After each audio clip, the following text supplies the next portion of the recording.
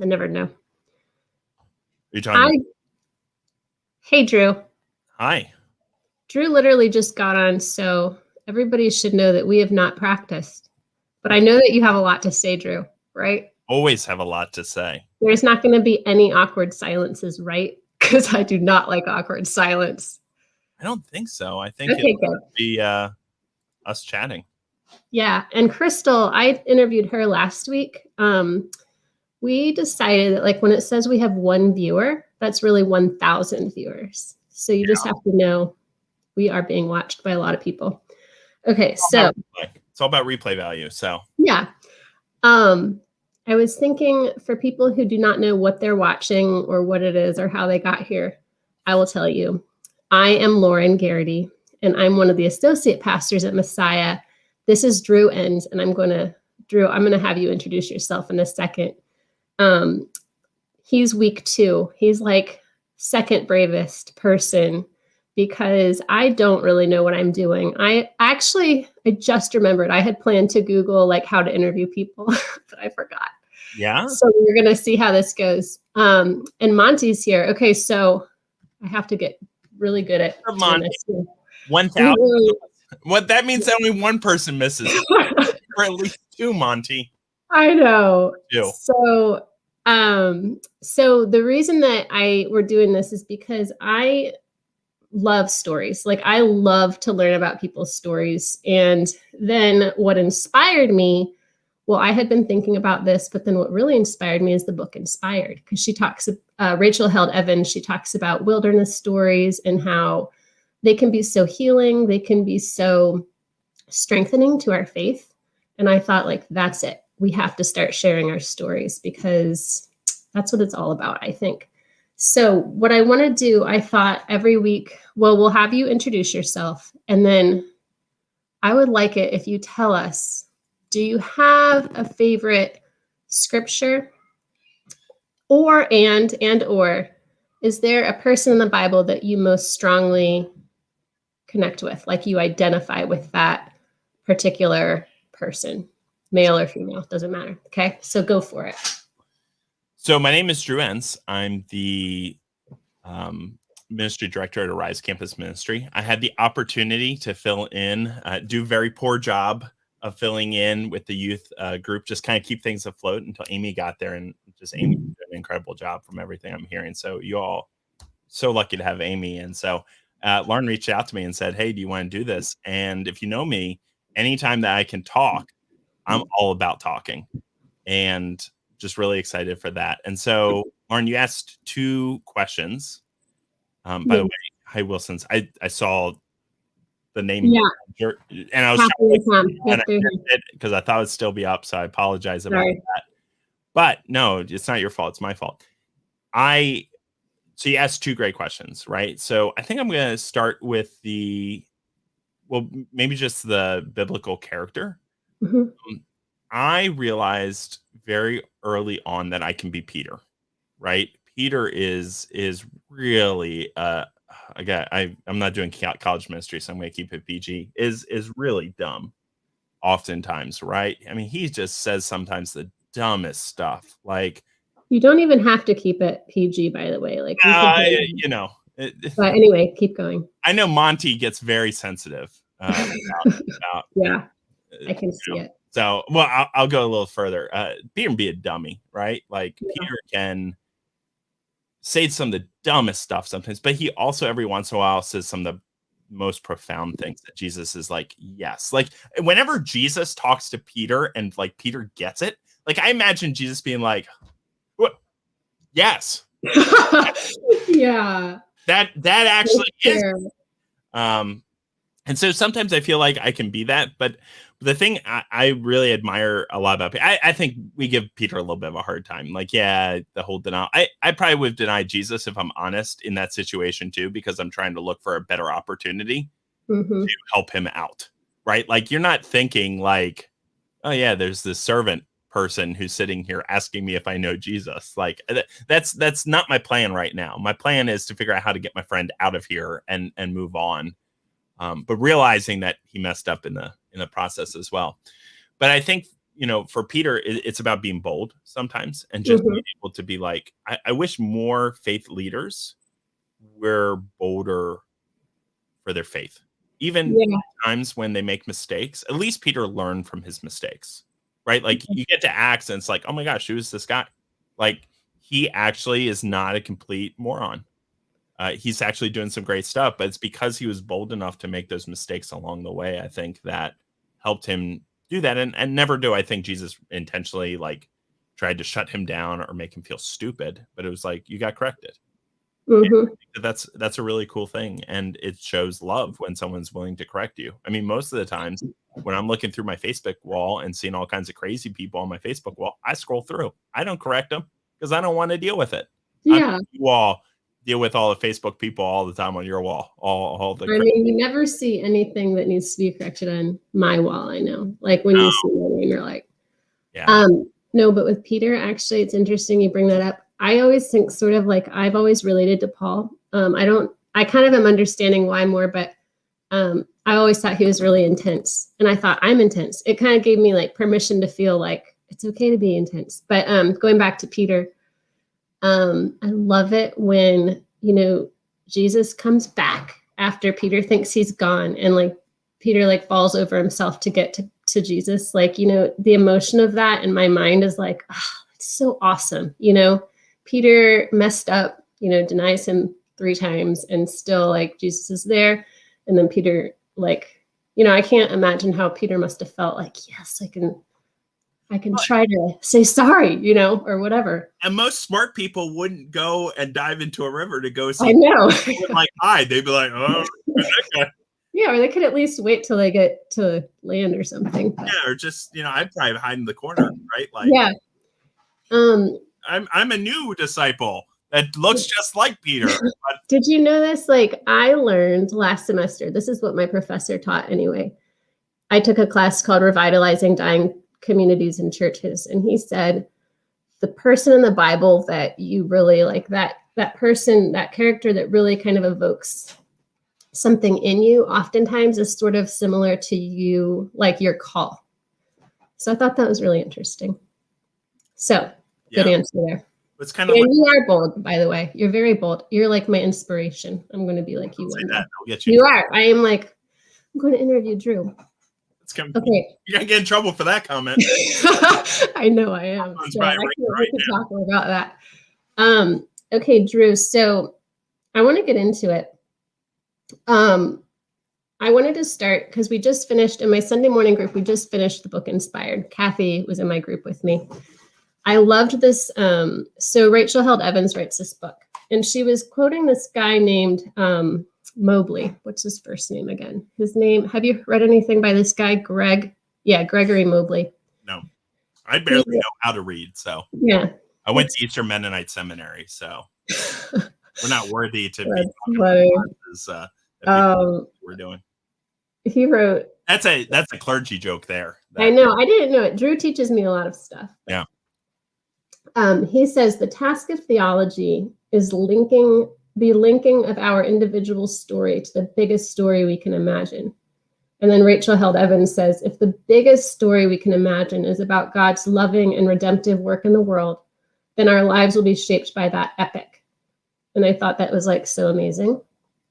So I wondered, and I was sort of thinking of how I wanted to ask you this question, like, how have you seen your stories shaped by the epic of this larger story that we live under or in? Like, how have you seen God at work in your stories? Where do you want to start? Yeah, that's a loaded question. Yeah. I think for me, a lot of it has to do, well, first is who came before, right? Mm-hmm. That we follow a long line. You started with who's a biblical character or that really helps be inspiring or inspires you. And I think it's important to know that we stand in a long tradition of people doing exactly what you did. And that's what the Bible is for the most part. It's people's stories, the good, the bad, and the ugly, all put together on these pages, and how God interacts with those individuals and with those communities and with those nations. And that's really important, I think, to get there. And I think what's neat too is, just as you're bringing it up, is we don't look at just individual verses, that we have to look at the whole of scripture, the meta narrative. Mm-hmm. And as you named, you go from a couple who is in God's presence, Adam and Eve, and then you go to Abraham, and Abraham's like, oh, it's cool. It's my family. My family is a part of this epic. Well, Mm-hmm. actually, no. Now it's the whole nation of Israel. And the foreigners, by the way, that are in your assembly as well are part of this epic. So you always see God expanding these borders, never really shrinking them. And so then the nation of Israel goes, well, but it's us. And then, to go to Paul and Peter and Jesus, and well, no, it's actually bigger than that. It's bigger than what you even thought, all the way to Revelation, where it's now this multitude from all nations, from all, like God's love continually expands. It doesn't contract. Mm-hmm. And I think Yeah. one of the things that has been helpful is the ways in which people have expanded God's love for me, especially, now I went to Pastor Reggie's church when I was in college, and I was a real Peter, a real dummy. Okay. I don't know what you say. I don't agree, but well, maybe you are. I don't know. I was. I mean, I still am. I'm more so, and he has some good stories. He's never told them, which is very kind. Yeah. But I remember, like, the first time I preached at the contemporary service, I did not do a good job. Like, if I would cringe now looking back at that moment and be like, oh. But it's important that congregations and people love people enough to allow them that space to be able to do it. Right. So it's an expansion, not a contraction. And so whether it's people who have come before us in our annual conference who have fought for justice and inclusion and to be anti-racist, all these different things, like, we don't stand apart from them. We stand beside them. And then sometimes on top of what they've already done, on the foundations that they've already laid. And their foundations are were harder than what we have. And so I think just thinking about the whole tradition, you're not going to hear that word a lot out of me in a positive way, but the whole tradition of this is who we are, that this is God's story, that this expansion of love and grace and who are God's people is just incredible. And so I think the more we do that, the more it makes it easier then to put ourselves in a humble space in that story, that I don't think that my story deserves more or less than your story, Lauren, or anyone else, but it's a piece of it. And we all hold a chapter of the book. And the only way I can know more of what God's doing in the world is by learning your chapter and doing exactly the kind of questions you're asking. So I think it's awesome questions. Yeah, like we kind of bring ourselves in closer proximity with other people, and it's really hard not to like love parts of that person, even if we're like completely kind of not understanding them. It helps us understand them.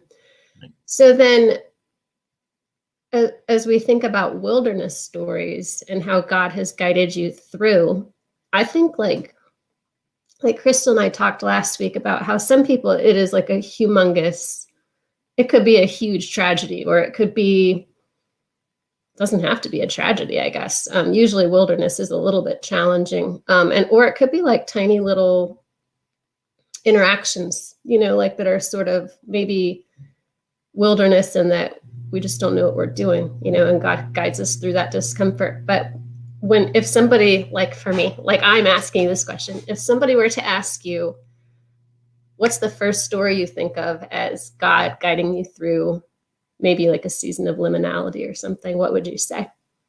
So I think the first story would be my son, Josiah, when he was born. I think people know this story, so I apologize. You can watch the chat. People are like, I've heard the story. I'll pick another one. And people can start to ask us questions too. Oh, please. They haven't been doing it yet, but the more comments, the less I talk. And so everyone should be trying to flood this thing with comments. Yeah, come on now. But no, I haven't heard the story. So my oldest, we found out when he was 5 months in utero that he had a heart condition. It's called transposition of the great arteries. And so his aorta and pulmonary artery are in the wrong spots.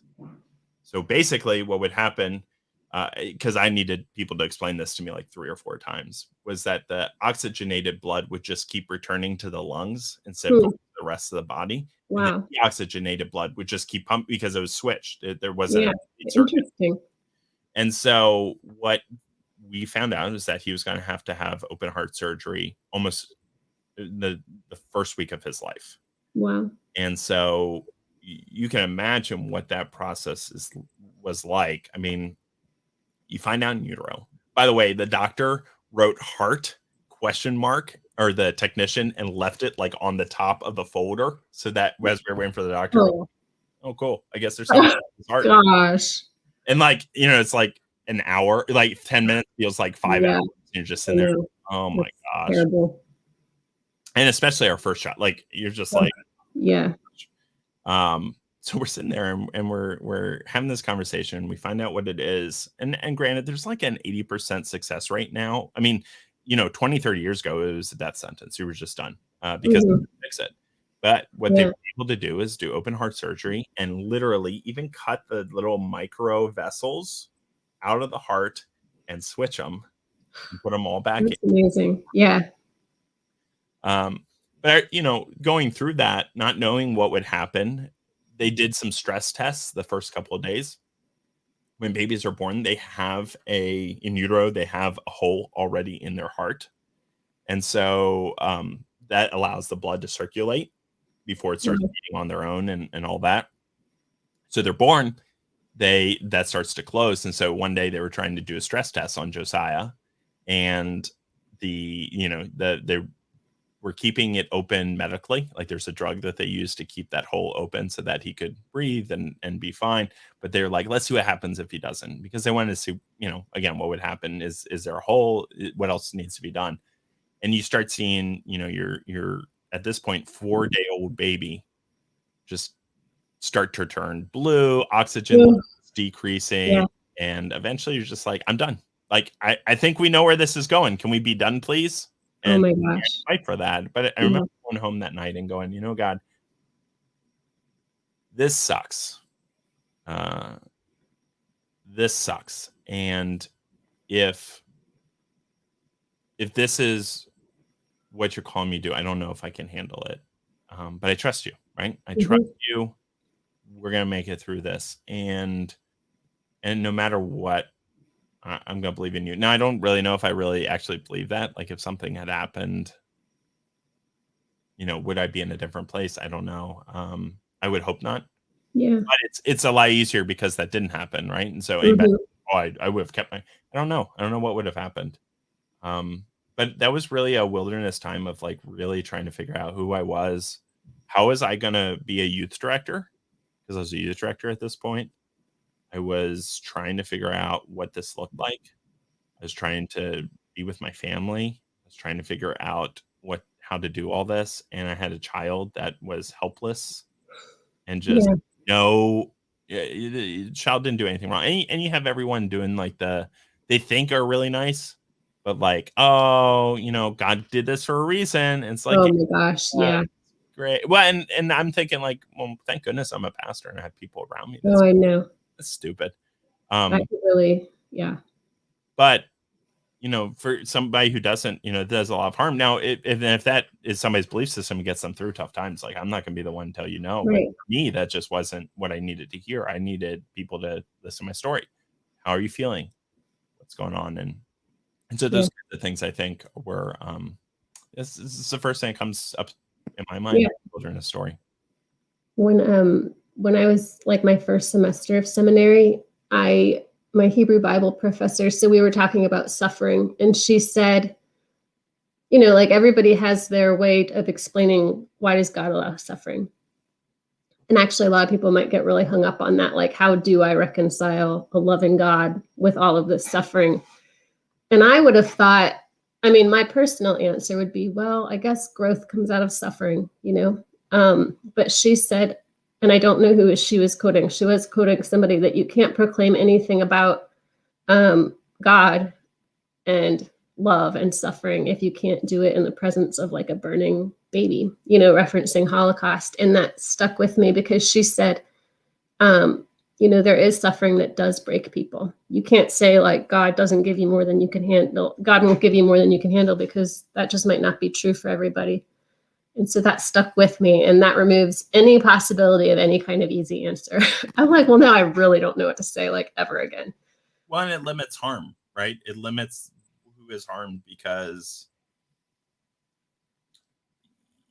there's all kinds of harm that happens in the world. When tragedy happens, it's not just what the immediate like act. Mm-hmm. There's ripples across communities and Mm-hmm. families and churches. I mean, I can even think, you know, my parents got divorced when I was in 3rd grade, and the ripples that still happen are different for me than my sisters and others. And and interesting. extended family, right? They're still impacted by what they saw and how they experience things. And I mean, you're right. It's just, you can't say that. And what it looks like for, again, to use the divorce or even Josiah's, the way my wife experienced it is different than I experienced it. Yeah, I was wondering how she would have experienced that, because I think it's always already really hard after you have a baby, you know, even if you have no complications. So that would have been really hard. And I had to run down immediately to the NICU because they were putting all of his ports in. And so I was like, you know, so I actually had to leave her and immediately run down. Funny story. I don't know. I might get in trouble for this. So this is that'll make it a better interview. This is a PG-13 language coming up. Okay. But we were in the same hospital where Josiah was born for my daughter Anna, and one of the nurses, I guess, that knew our story had turned to me and said, "Hey, you know, this is quite different, you know, than the last time you were here." And I said, "Yeah, she doesn't have a penis." Everyone in the delivery room cracked up, but it was like I got to down to the nursery, and I was like, I've never done this with either of my boys. Like they've always been rushed off to the NICU, and so I'm like, you know. So how many kids do you have? 3. Oh my gosh, yeah, I think I knew that. A 2-year-old. Yeah, I think for a minute I was thinking you had 2, but you do have 3. Cool. How old are they now, did you say? 9, 6, and 2. So are they doing virtual school, or? They go back on Tuesday. Is that exciting? Yeah. Or for that. Like, and I know it gets like super political, right? When you're like, yes, I want them back at school. And I had someone be like, well, you're anti-teacher. I said, no, I'm not anti-teacher. Not at all. I understand why teachers are nervous. I want to support them. But my kids need to be in school. And, oh my gosh. And they just need the social, emotional support. Yeah. I cannot offer them. And I'm supposed to be working full time. And luckily I can work from home. I can't imagine, you know, these frontline workers and others who are working, you know, 60 plus hours a week and have children that need school. I mean, it's so hard. And my 6-year-old's in kindergarten, and I would not wish that on any teacher, kindergarten teacher. Like, how do you? No, I would, you know, no, I don't think that is easy at all. I had been homeschooling my kids, but just last week I decided I'm sending them back because, you know, they need friends. Like, at this point, after 11 months, almost 12, like friendships have waned, and I'm like their only person. And so we're doing it. Oh, I can't wait. But yeah, it'll be good. I mean, really, I'm excited for them to be able to do it. Yeah, if I'm in a great mood next week, it's because everything's worked out and our kids are back in school. So yeah, me too. I cried yesterday a little bit. I was like, oh, I'm going to miss like reading out loud to them. But I just like got it out, and now I'm just, yes, I'm just so excited. So what else? Hear ever that they don't want to be in school again. I'm going to be like, no, summer school, let's go. Yeah. Oh my gosh. I think it'll be really good. We're very ungrounded right now. There's no like set structure or routine to like hook ourselves onto. So I think it's going to be so good when we have like a place to go and a routine to follow and all that. Well, and even when you're talking about the wilderness story, it's oftentimes in those stories that we feel ungrounded, and we haven't done the work of foundation building. Yeah. Okay. Well, that's where I'm at. So no, I think Crystal might interview me. So I'm always thinking, okay, what are my wilderness stories I'm going to share? So Drew, any other wilderness stories we should delve into? I mean, Yeah, I have a ton of wilderness stories. I don't know how much you want to get into them. I mean, I'll just kind of run through a couple of major things, and if you want to dive into any of them, we Okay. can. I think, and I think that there are always these very personal wilderness stories. Like Hmm. times when, as a pastor, I'm like, I'm struggling with something theologically. I'm like, how do I get up and preach in the midst of me not questioning the whole Christian faith, because that's not accurate, but like I'm struggling with the view of Scripture, or I'm struggling with this particular lesson that I'm Yeah.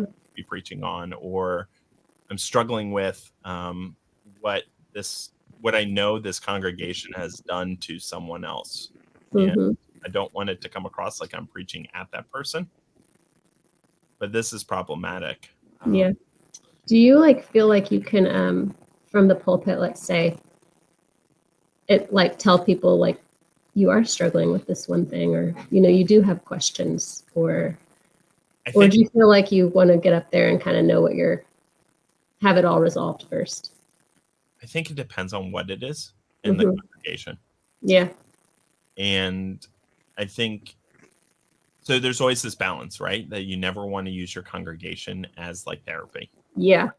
or like as spiritual support. Hmm. And so sometimes, yeah, I mean, there are these moments where you're like, I don't even know if I have the words to be able to put what I'm feeling right now. And I don't feel like preaching today, but I'm going to do it anyway. Yeah. I think it's good sometimes, though, for people to know we are able to have seasons where we have questions. And it kind of, I think sometimes people need to have permission to do that. And if we, as pastors, never let them into that process with us, it can seem kind of lonely to be there. I agree. So I guess it's a balancing act. Yeah, always. Yeah. Every part of life is tension. It's like a Yeah. big asterisk, and I you know. I hate that. right in Darn the it. Yeah. Cool.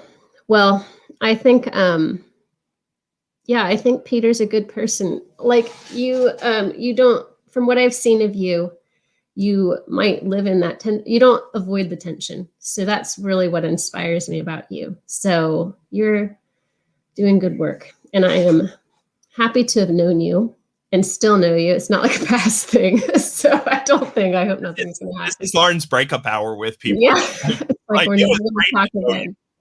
Yeah. So, but thank you for letting me interview you. Yeah. I'm wondering who we have, because we've had a like decent number of people. Does anybody have any questions or comments that they want to ask? Ask any question you want. I'll answer Yeah, it. this is your opportunity to like just put him on the spot. I'm thinking of what anything else I want to ask you. I'm going to ask you a couple questions while we're waiting, but I wanted to know, I have like a list of questions that I sometimes ask new people, like when we do a pizza with the pastors or kind of something like that. What's something you're really good at? Nobody will ever pick that question to answer. Yeah. I am really good at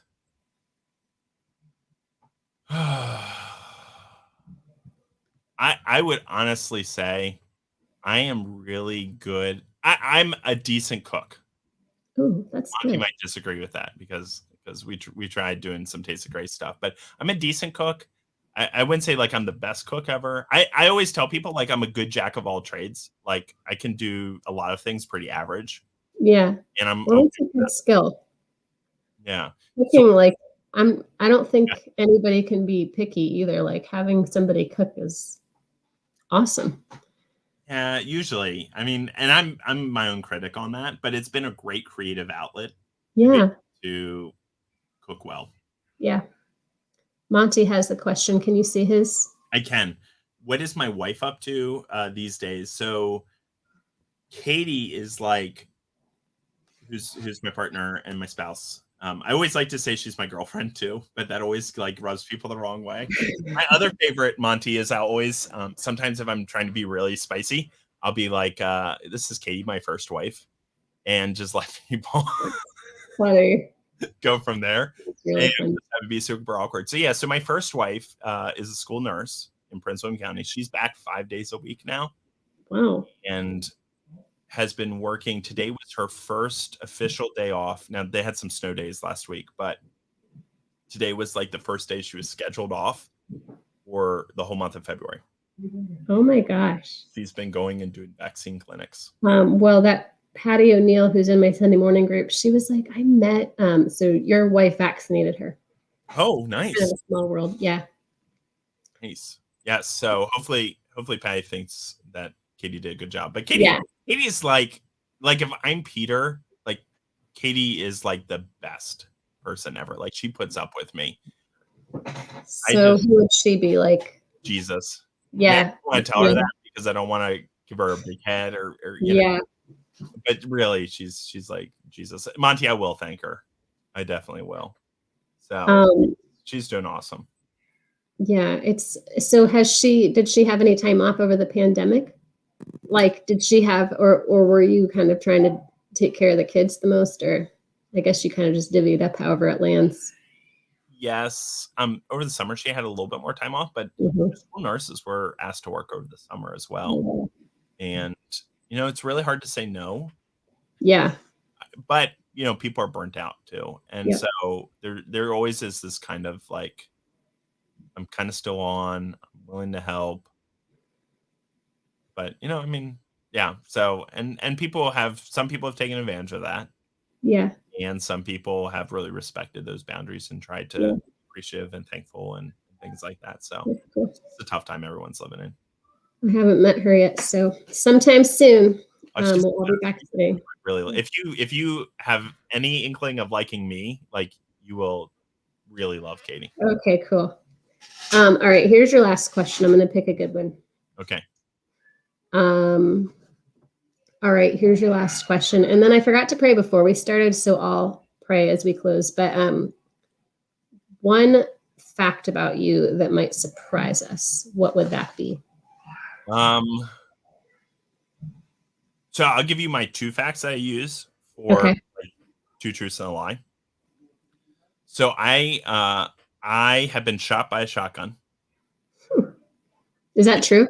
Yeah, it's true. Oh my gosh. When I was hunting one year, I was pheasant hunting with my grandfather and a bunch of other people, and someone shot me here in the arm. And from far enough away, didn't break skin. It just felt like a brick hit me. But yeah. Oh my gosh. That's one fact. No scar though? There's no scar. No, it literally felt like someone took a brick and hit you. That is crazy. And the like millionaire we were with who like owns the company that owned the land that my grandfather helped take care of. He ended up getting a BB. He got hit too, and he got a BB stuck in his ear. Who were you hunting with? Who were these people? They were just. So my grandfather managed the land. He like looked after the land for this Pennsylvania millionaire, and so all of his like business associate, like the people that worked for him, came out. They would come out every year, and then my dad and I would go out every year to hunt as well with them. And it was just this one time when it was like, yeah, that they did this, and I was like, I'm so glad that I was standing next to you because I would have been blamed for it. Oh my gosh. And what's your other fact? So my other fact is that I was part of the what's the is it FEC? No, it's not FEC. What's the group that watches decency on TV that will find people? I don't know. So the group, the government agency that gets people in trouble for indecency on TV, actually fined Virginia Tech for a group of us saying the F word on national television while in college. That is a really good fact. That does surprise me. That is a good. Well, both of those are very rating. It was what is it? It's the Nelson rating. Christy, no, it's not, that's like the rating. What is it? It's FCC. Yes, that's it. Thank you. See, yes, we wouldn't be able to do this without our 8,000 viewers. I need to know. Yeah, so we were in the marching band when they came up to when USC came to play at FedEx Field, and when we sacked the quarterback, we would play "We Will Rock You," but instead of rock, we said a different word. And So how much was the fine? I don't know. They never told us how much it was, but ABC flipped on the band's mics right as we were getting ready to say "We Will Rock You," because we would play it and then we would go, "Hey, we just rocked you," except we didn't say rock. We said the other word, and our mics were turned off for the rest of the game, and we were told that Virginia Tech received a fine. Oh my gosh. Yeah, so that's a good That's one. so exciting. Yeah, that's good. Yeah. All right, Drew. I think you got off easy because nobody is really asking you any hard questions. But I want to challenge someone right now. I yeah, want a hard question. Like I want one that I'll be like, I don't know if I'm going to answer that, because I guarantee you I probably will. So this is your one shot. Because once I'm gone, I'm not he answering might. I questions. mean, he might not be here anymore. So I mean, I'm not. Lauren already said that she's going to disown me. yeah. Oh my gosh. What are some while they're thinking of a really hard question, Drew, what are you working on right now? Like what is on your mind? What is what are you thinking through? Yeah, so a couple things. One is so we're doing a couple of different things, which is fun. I'm doing a podcast with a friend of mine, Cool. another clergy person, and it's where they're trying to get me to like bourbon, and I do not like bourbon. It tastes like whiskey, and it does not taste good. So like every time I drink it, I like cough on like the podcast. It's gross, actually. I don't know how people drink it. What is this what's the theme of your podcast? So that's the theme, is it's bourbon. That's it. And Oh weird my gosh. news. We do some weird news story, and then we do a weird Bible story. That's cool. Lessons. Have you like broadcast any of these yet? I have. I will tell you, like, if the best way to describe this podcast is if grown men who act like middle school boys had a podcast, this is it. This is the podcast. So because I've listened to some of your interviews. I liked the one with the guy in Florida, that pastor who was kind of controversial down there. I love to learn about people who like do things like what you're saying that are very bold. Yeah, Andy Oliver, who you're speaking of, is a pastor down in Florida, and awesome, just absolutely awesome person. Yeah, and that was good. Been a big help to me in my present situation as well. Yeah, good advice. So Monty asked a question. Monty, is this the best you have? No, best. Yeah. All right. So I think how I would welcome someone in a church that holds theological beliefs that oppose mine. So I actually had that experience, right? As a associate pastor, I was at a more rural church, not I would call it a purple church. Like there were people on both sides and lovely people. Some of the people who I just love to death would hold very different theological values than I do. I think a lot of it, Monty, you don't have to be nice. I see that comment. You don't have to be nice at all. But I sit back and I always say, I can fight systems of injustice, but it's really good to hate, harm individuals, because that's what I feel like is happening with injustices, harms, totally, especially on the margins. And if my turn is to do harm to you, it's not helpful.